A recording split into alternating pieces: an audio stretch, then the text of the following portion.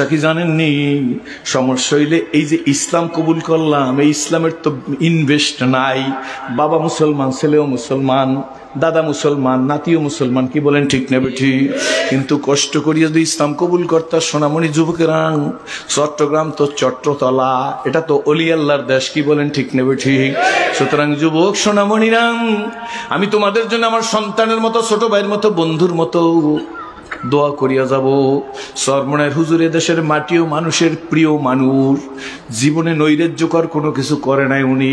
একটু অ্যানালাইসিস করো, একটু রিসার্চ করো, একটু গবেষণা করো। বরঞ্চ আব্বু শোন, আমরা কোনো পীরের ক্যানভাস করি না, পীরের বুজুর্গি বলি না। আমার সামনে এমন ছেলেরা বসা আছে, যেই সমস্ত ছেলে যদি আমি দাঁড়া করাই, নির্ঘাত মনে করবেন সে কওমিয়া মাদ্রাসার মোহতামেম অথবা কওমিয়ার ছাত্র। কিন্তু খোঁজ করিয়া দেখবেন ডাইকে আমি স্টেজ উঠেই দেখো ওই লক্ষ জনতার সামনে, আসলে সে কওমিয়ারও না, সে ইউনিভার্সিটির ছাত্র। আমার মতো বক্তার নামাজ জামাতে হয় কিনা সন্দেহ থাকতে পারে, কিন্তু ওই ছেলের তাকবীরে উলা বছরকে বছর কোনোদিন ফৌত হয় না। ঠিক নেবে ঠিক জোরে বলবেন। ওই তো কুড়িগ্রামের আব্দুল মোমেন জিয়াদি সাহেব হুজুরে আছে, কুড়িগ্রাম জেলা মুজাহিদ কমিটির সেক্রেটারি, এখানে আছে কিনা জানি না, সেদিন বইলে আসছি। 21 তারিখ তৃতীয় দিন মাহফিল ছিল কুড়িগ্রাম ইজতেমায়।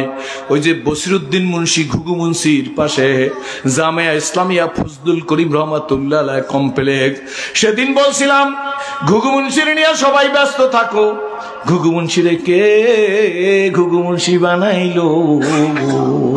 কার সংস্পর্শে যাইয়া ঘুঘু মুন্সি হইল?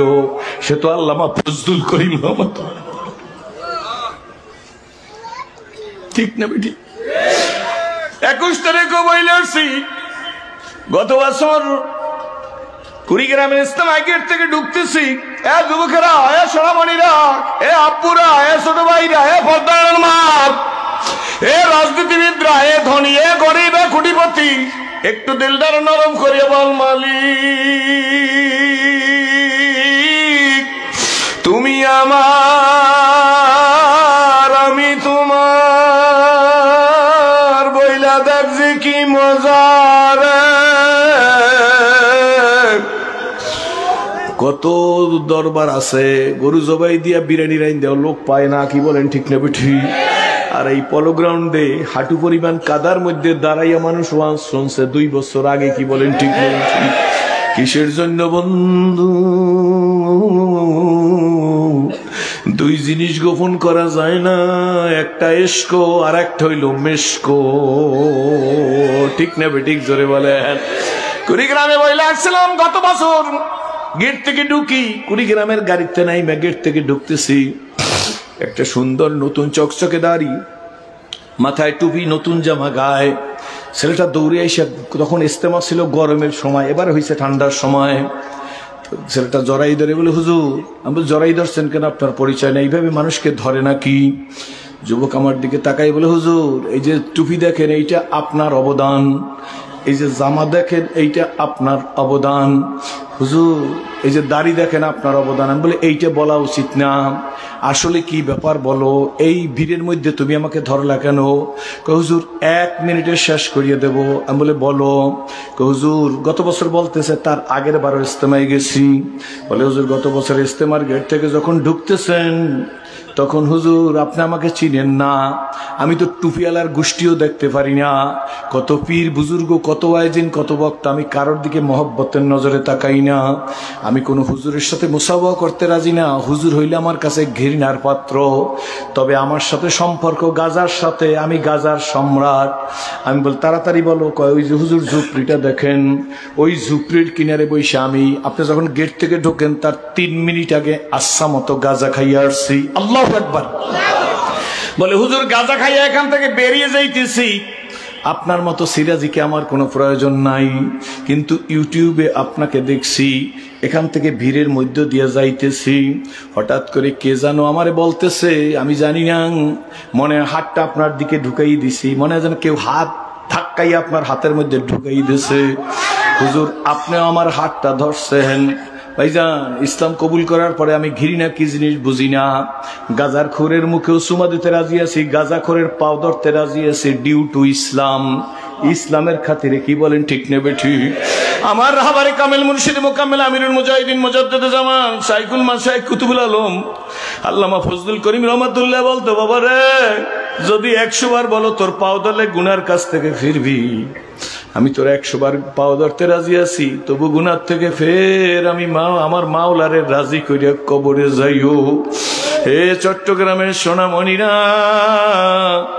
ওই যুবক ডাক দিয়ে বলে, হুজুর কেন জানি আপনার হাতটা, আমার হাতটা আপনার হাতের মধ্যে ঢুকাই দিছি, আর আপনি এমন পাগল, আমার হাতটা দিয়ে টান দিয়া বুকের সাথে লাগাইয়া কপালটার মধ্যে একটা চুমা দিলেন, গালটার মধ্যে 3টে চুমা দিলেন। হুজুর নিশ্চয়ই আমার মুখ থেকে তখন তাজা গাজার গন্ধ পাইছেন।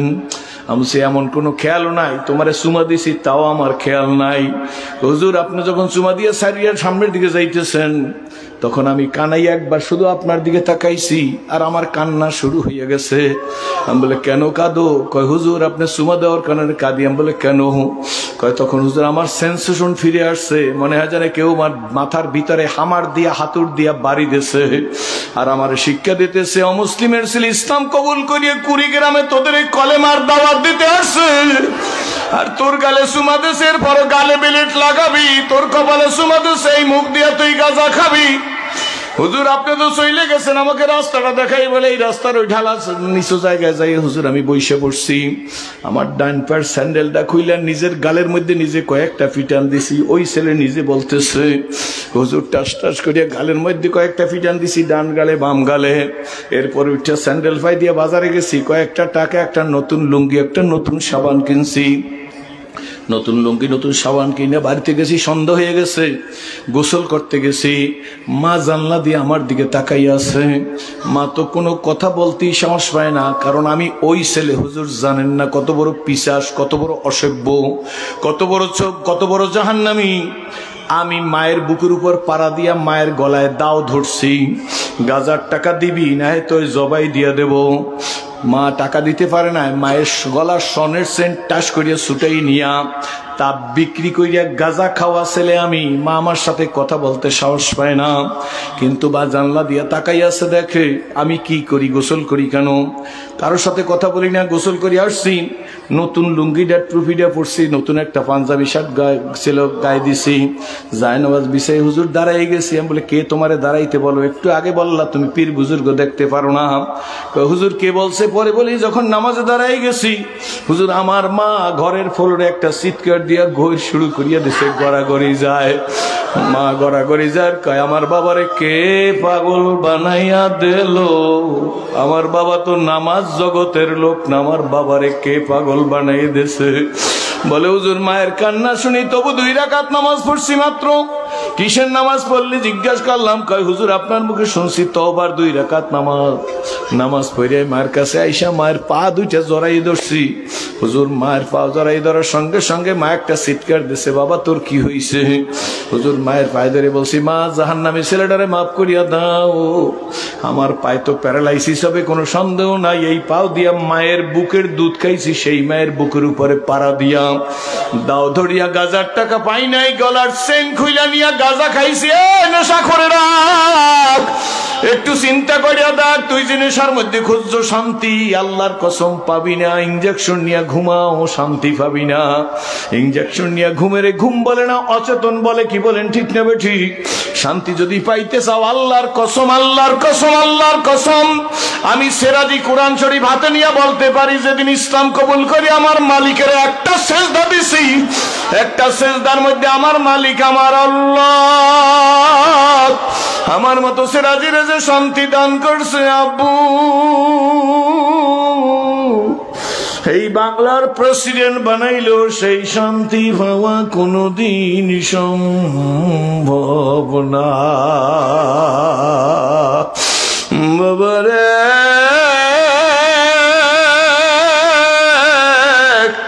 কপাল যদি ভালো হয়, কি ভালো, কি ভালো, কি ভালো, কপাল যদি ভালো হয়, ঘরের পাশের থানকুনি পাতা, আদামনি পাতা খাইয়াও ক্যান্সার ভালো হইয়া যায়।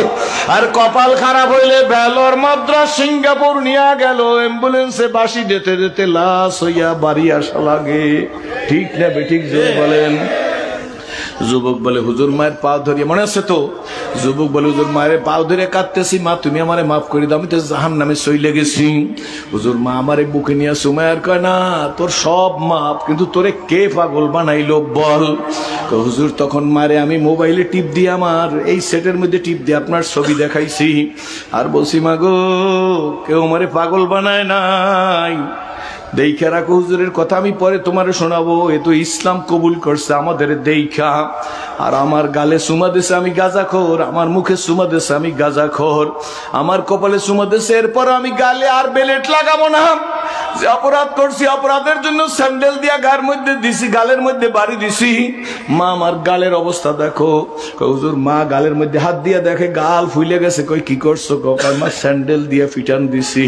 মা আমি পাগল হয়ে গেছি, আর জীবনে আমি নামাজ ছাড়বো না, আর টুপিয়ালা দেলের গালাগালি দেবো না, মাগো তুমি আমাকে মাফ করো।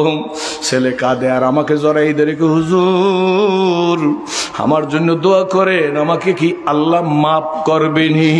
আমি বললাম আরে পাগল, আজকেরই তো তৃতীয় দিন, একটু পরেই আমিরুল মুজাহিদিন এদেশের মাটি ও মানুষের প্রিয় মানুষ আল্লামা সৈয়দ মোহাম্মদ রেজাউল করিম পীর সাহেব হুজুর আমাদের রাহাবারে কামেল আসতেছে, তুই তওবা কর। হুজুর তওবা তো আমি করছি। আমারে ডাক দিয়ে বলে হুজুর এই সেই দিন থেকে আজ পর্যন্ত 1 বছর পর্যন্ত আমি গালের মধ্যে বেলেট লাগাই নাই হুজুর, আমি 1 ওয়াক্ত নামাজ তাকবীরুল ছাড়া আদায় করি নাই।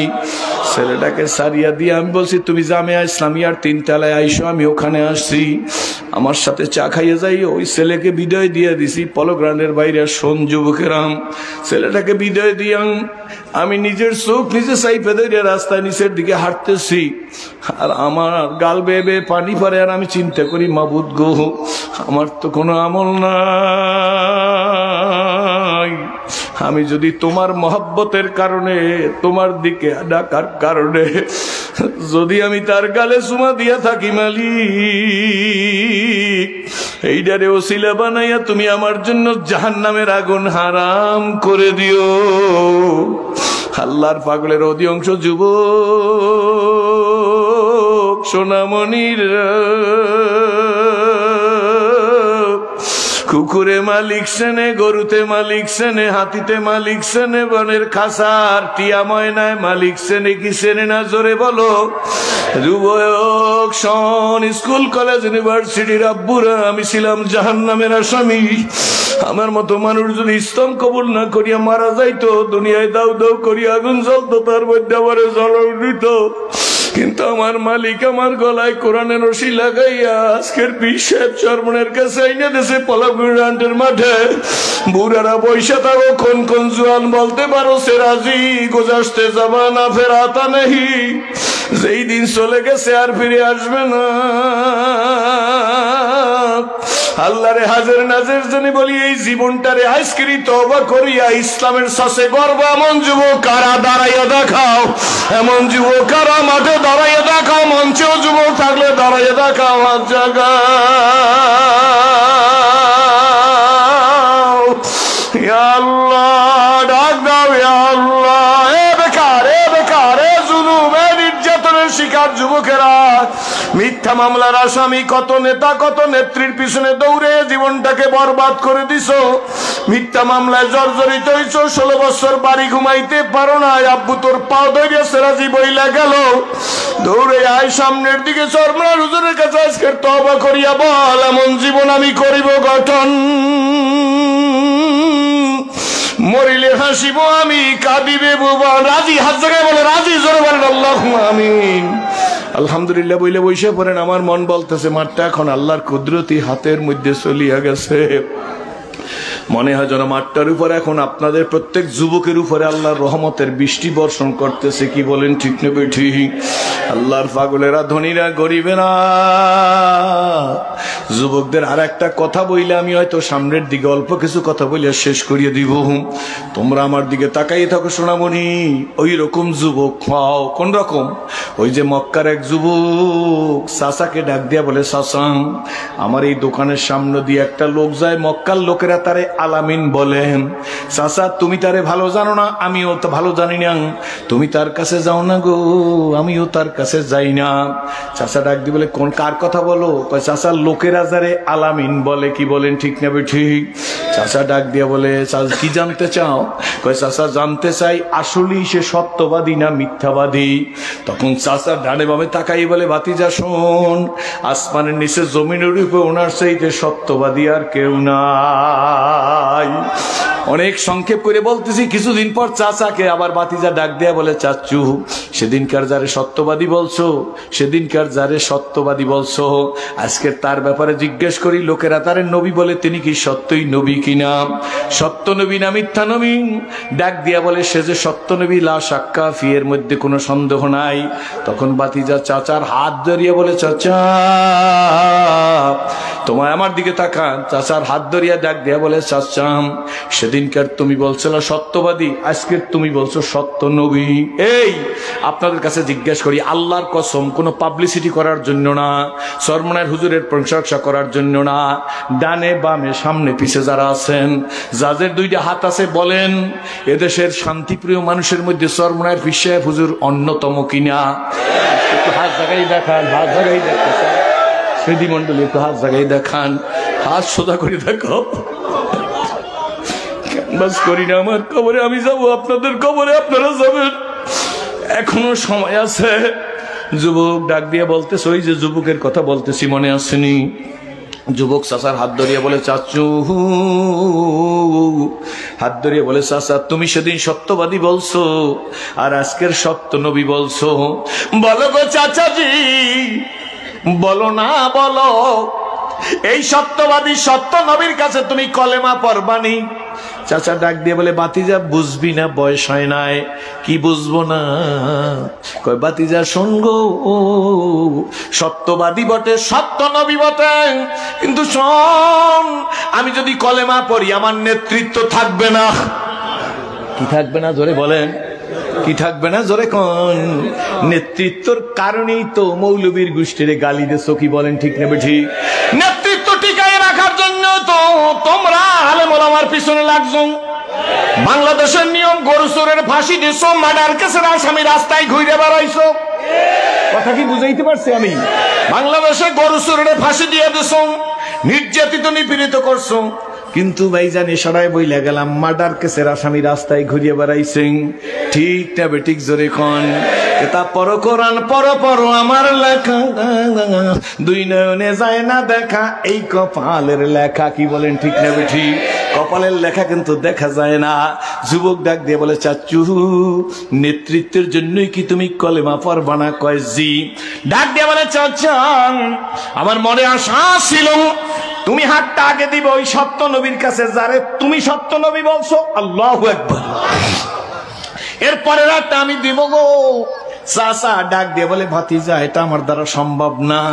ভাতিজা ডাক দিয়ে বলে, চাচু তোমার দ্বারা যদি সম্ভব না হয় গো, ডিটারমাইন, প্রতিজ্ঞাবদ্ধ, অঙ্গীকারবদ্ধ, আমি কিন্তু কলেমা পড়িয়া মুসলমান হইয়া গেলাম। কয়েক মিনিট কথা ধৈর্য সহকারে শুনবেন। চাচা ডাক দিয়ে বলে, ভাতিজা ইসলামের মজা বোঝো না? কয় চাচা বুঝি। আল্লাহু আকবার। এই দুকে দুকে মরতে হবে। কয় চাচা রেডি। মিথ্যা মামলার আসামি হবি। কয় চাচা রেডি। বিনা অপরাধে ফাঁসি দিয়া দেবো। কয় রেডি। দিনাই মনে হয়, দিনাই মনে হয়, দিনাই মনে হয়। ঠিক না বেঠিক জোরে খন? দেনাই মনে হয়। বিনা অপরাধে ফাঁসির কাষ্টে ঝুলবি। কয় চাচা রাজি। জেল খাটবি রাজি। এত রাজি? তুই তো বেয়াদব ছিলে না, কেন বেয়াদবি করম? কয় চাচা গো, এইটা তো আমার বেয়াদবি না, এইটা তো আমার মালিকের কাছে যাওয়ার রাস্তা। চাচা ডাক দিয়ে বলে, বেশি বুঝে ফালাইছো, যদি সত্যি তাই হয় আমার গোডাউনের চাবি দে। আল্লাহু আকবার। এ মুসলিম নে ভার ব্রেক ইজ ওয়ার্ড। একজন মুসলমান তার ওয়াদার খেলাফ করে না। যুবক সাবির গাঠটি, এত বড় ঘটনা একটু করে বললাম, গাঠটি চাচার কাছে দিয়ে দিছে। ডাক দিয়ে কয়, চাচা গো যাই। কয় কই যাও?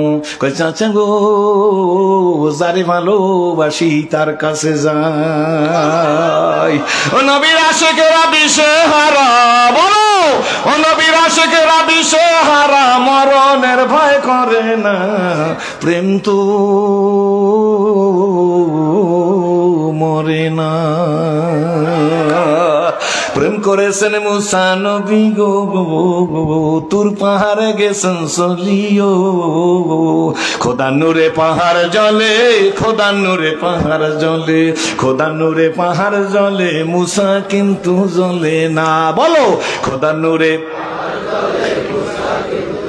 আমার আল্লাহ বলেন জোরে, আমার আল্লাহ বলেন, বলেন আমার আল্লাহ বলেন, আফালা ইয়ালামু ইযা বুশিরা মা ফিল কুবুর ওয়া হুসিলা মা ফিস সুদুর ইন্না রাব্বাহুম বিহিম ইয়াওমা ইযিল লাখাবীর।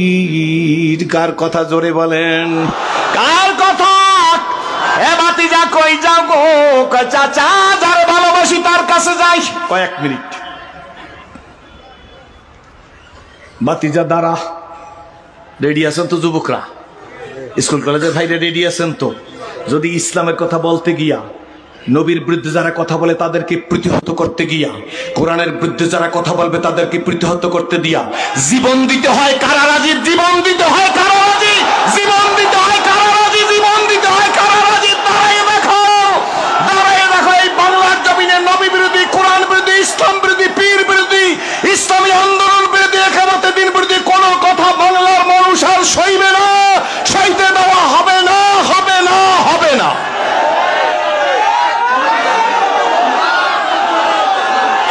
আলহামদুলিল্লাহ বলে বৈশে করেন। আমি শেষ করিয়ে দিতেছি। আল্লাহ ডাক দেন, ইয়া আল্লাহ। ভাতিজারে ডাক দিছে, শোন, যাও যারে ভালোবাসো। কারে ভালোবাসে? ডাক দিয়ে বল, যাও গো, গাড়ি যে জামাটা ওইটা তোর বাবার টাকার কেনা না, ওইটা আমার টাকার কেনা। কি করতে হবে চাচা? জামা খুইলে দে। এই নির্যাতন শুরু হইলে কিন্তু জামাটা খুইলে দিছে খালি গায়ে। ইসলাম কবুল করার আগে এই ঘটনা পড়ছি। খালি গায়ে যাইতেছে, ভাতিজা দাঁড়াবে। কই যাও? যারে ভালোবাসি তার কাছে যাই। আল্লাহু আকবার। ডাক দিয়ে কয়, পরনের লুঙ্গিটা তোর বাবার টাকার কেনা না। ও চাচা গো, লুঙ্গিও খুলে দিতে হবে নাকি? মাস্ট দিবি তো দিবি। দুকে দুকে মারবো না, খাওয়াইয়া মারবো, আটকাইয়া মারবো, দুকে দুকে মারবো। কয় চাচা সব ব্যাপারে রেডি। ওয়াল্লাযীনা আমানু আশাদ্দু হুব্বাল লিল্লাহ। ঈমানদার লোকেরা আমি আল্লাহকে সবচেয়ে বেশি ভালোবাসে। পরনের লুঙ্গিটা খুইলা দিয়া লজ্জায় এই যুবক, মা মুসলিম, বাবা তো নাই দুনিয়ায়, মায়ের ঘরের কাছে গিয়ে ডাক দিছে, আম্মু। মা পিছনের দিকে তাকাইয়া দেখে ল্যাংটা ছেলে লজ্জাস্থান হাত দিয়া চাইপে ধরছে। ছেলে রে, তোমার এই দুরবস্থা কেন? ছেলে ডাক দিয়া বলে, মা গো, আল্লাহর নবীকে ভালোবাসি। মা ডাক দিয়া বলে, ছেলে, নবীকে ভালোবাসলে দুরবস্থা আসলে কে ঠেকাইবে? না মা, আমি ঠেকাইতে বার জন্য আসি নাই। আসছো কেন? একটু কাপড় দাও, লজ্জা নিবারণ করব। মা বলে, আমার কাছে বাড়তি কাপড় নাই, বিরক্ত করিও না, একটা কম্বলের টুকরা আছে, কম্বলের টুকরা যদি হয় নিয়ে যাও। আব্দুল উজ্জা কম্বলের টুকরাটা পেঁচাইয়া দেখে কোনো মতে সতর ঢাকা যায়, কিন্তু বসলে আবার সামনে দিয়া ফাঁকা হইয়া যায়। একটা দৌড় দিয়ে খেজুর গাছের গোড়ায় গেছেন, শুকনা পাতা দিয়া বোতাম বানাইতেছে, সেলাই করতেছে, আর চোখ দিয়া পারি করতেছে। কোটি কোটি টাকার মালিক। এসে মাকে বলে, মা যাই। মা ছেলের দিকে তাকায় না, ডেকে বলে, কই যাও? কয়, মা গো, যারে ভালোবাসি গো তার কাছে যাই। কয়দিনে গেছে, কেমনে গেছে, কি খেয়েছে, কোথায় ঘুমাইছেন? মসজিদের নববীর কাছে গিয়ে বসা। কখন রহমতের রসুল বের হইয়া আসেন, সময় মতো আল্লাহ নবী বের হইয়া আসছে। দাঁড়াইয়া কুচকাইয়া, জানি সতর দেখা যায় না, দাঁড়াই গেছে। আল্লাহ নবী তার দিকে তাকাইয়া জিজ্ঞেস করে, মান আনতা, তুমি কেডা? ডাক দিয়ে বলে হুজুর আমি অমুক। তোমার তো এই অবস্থা থাকার কথা না, তুমি তো ধনী মক্কার, তুমি তোমার চাচার ডিপার্টমেন্টাল স্টোরসের ম্যানেজার, তুমি তো বিলাস বৈভবে দিন কাটাইতেছিলাম। যুবক কাঁদে আর বলে নবী গো আমি আপনাকে ভালোবাসি। আল্লাহ নবী বলে তাই কি হয়েছে? আপনাকে ভালোবাসার কারণে বরলের লুঙ্গিও খুলে রেখে দিয়েছে চাচা। রেডি আছেন? থাকবেন জোরে বলো যুবকেরা, থাকবা স্কুল কলেজ ইউনিভার্সিটি, ব্যবসায়ী ভাইরা, রিক্সাওয়ালা থাকবা, সোনামণি থাকবা, হাত জায়গায় বলো, হাত জায়গায় বলো আল্লাহ তুমি কবুল করো। আমার তো বলে আজকের দোয়া কবুল হয়ে যাইবে, শায়েক যে দোয়া করবে, বিশ্বাস হুজুর যা দোয়া করবে, মাঠটা মনে হয় মালিকের কুদরতি হাতের তালুর মধ্যে উঠে গেছে। হারে জীবন, আল্লাহ নবী চোখের পানি দেখে যুবকের নবীও কেঁদে ফেলছে। ডাক দিয়ে বলে এখন থেকে আর তুই আব্দুল উজ্জা নাই, আজ থেকে আমি বললাম তুই আমার আব্দুল্লাহ। এই আব্দুল্লাহকে সাহাবে সুপার সাহাবীদের ডাক দিয়ে বলেন তাকে ইসলাম শিখাও, ইমান শিখাও, কোরআন শিখাও। তাকে ইসলাম কোরআন অল্প দিনের মধ্যে শিখাইছে, কিন্তু তার দিলের হালত এমন, ঘুমাইয়ে গেছে সবাই আসাবে সুফাই। যুবক ঘুমের মধ্যে আলহাকুমুত তাকাসুর হাত্তা যুরতুমুল মাকাবির বলে চিৎকার দিয়ে উঠছে। কোন কোন সময় যুবক চিৎকার দিয়ে ওঠে ইয়া আইয়ুহাল্লাযীনা আমানু লা তুলহিকুম আমওয়ালুকুম বলে চিল্লাই ওঠে।